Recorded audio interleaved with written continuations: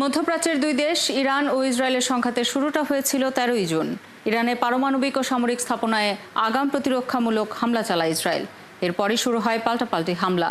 এর জের ধরে ট্রাম্প হুঁশিয়ারি দিয়েছিলেন মধ্যপ্রাচ্যে বড় ধরনের যুদ্ধ বেঁধে যেতে পারে। 12 দিনের এই পাল্টা হামলায় বেশ ক্ষয়ক্ষতি হয়েছে দুপক্ষেরই। ইরানও হারিয়েছে বেশ কয়েকজন পরমাণু বিজ্ঞানী এবং শীর্ষ কয়েকজন সামরিক কর্মকর্তাকে। দেশটিতে সব মিলিয়ে নিহতের সংখ্যা ছাড়িয়েছে 500। আর ইসরায়েলের প্রাণ হারিয়েছে কমপক্ষে 30 জন। 12 দিনের যুদ্ধের আদ্যপান্ত তুলে ধরছেন চৈতি সরওয়ার। 13 জুন ভোররাত অতর্কিত হামলায় কেঁপে ওঠে ইরানের রাজধানী তেহরান। এই হামলায় নিহত হন ইরানের সশস্ত্র বাহিনী প্রধান মেজর জেনারেল মোহাম্মদ বাঘেরি। আবাসিক ভবন থেকে শুরু করে ইরানের পারমাণবিক ও সামরিক স্থাপনায় চালানো হামলায় নিহত হন রেভলিউশনারি গার্ড প্রধান হুসাইন সালামি সহ 20 জন সিনিয়র কমান্ডার। এছাড়া এতে 6 জন পরমাণু বিজ্ঞানীও নিহত হন। পরদিন তেহরানে ইসরায়েলি হামলার ঘটনায় ইসরায়েলকে লক্ষ্য করে পাল্টা হামলা চালায় ইরান। দেশটি পাল্টা ব্যবস্থা হিসেবে ইসরায়েলি ভূখণ্ডের দিকে প্রায় 100টি ড্রোন পাঠায়। যদিও পাল্টা হামলার আশঙ্কায় এর আগেই ইসরায়েল জুড়ে বিশেষ জরুরি অবস্থা জারির ঘোষণা দেয় নেতানিয়াহুর সরকার। ইরানের হামলা শেষ হওয়ার পর ইসরায়েলের হামলায় আবারও কেঁপে ওঠে তেহরান। শুধু তেহরানই নয়, ইরানের বিভিন্ন শহরে 5 ধাপে হামলা চালায় ইসরায়েল। এদিন ইরানের প্রেসিডেন্ট মাসুদ পেজেশকিয়ান ও সুপ্রিম নেতা আয়াতুল্লাহ আলী খামেনিকে লক্ষ্য করেও হামলার চেষ্টা চালায় ইসরায়েল। 2 দিনের পাল্টাপাল্টি সংঘাতের উত্তেজনা বাড়তে থাকে 15 জুন সকাল থেকে। ঝাঁকে ঝাঁকে ইরানের ক্ষেপণাস্ত্র ইসরায়েলের তেল আবিব ও হাইফা নগরীকে নিশানা করে এদিন। আর ইসরায়েলের লক্ষ্যবস্তু করা হয় ইরানের সাহারান তেল ক্ষেত্র।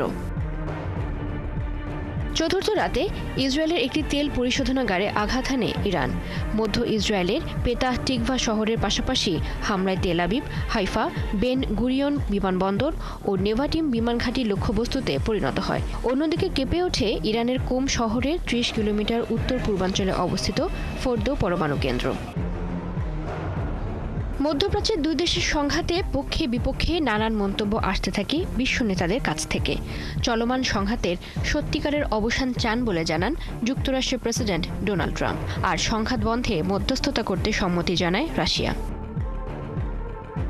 সংঘাতের ষষ্ঠ দিনে থেমে নেই ইসরায়েল ও ইরানের মধ্যে পাল্টাপাল্টি হামলা। তেল আবিব লক্ষ্য করে হাইপারসনিক ফাত্তা-1 মিসাইল ছুড়ে ইরান। বসে নেই ইসরায়েলও। ইরানের 2টি সেন্ট্রিফিউজ উৎপাদন কেন্দ্রে হামলা চালায় ইসরায়েল। যুদ্ধ অবস্থা নিয়ে এদিন জরুরি বৈঠক হয় জাতিসংঘ নিরাপত্তা পরিষদে। ইরান যুদ্ধে ওয়াশিংটন জড়াবে কিনা সে বিষয়ে ট্রাম্প আগামী 2 সপ্তাহের মধ্যে সিদ্ধান্ত নেবে বলে এদিন ঘোষণা আসে হোয়াইট হাউসের পক্ষ থেকে।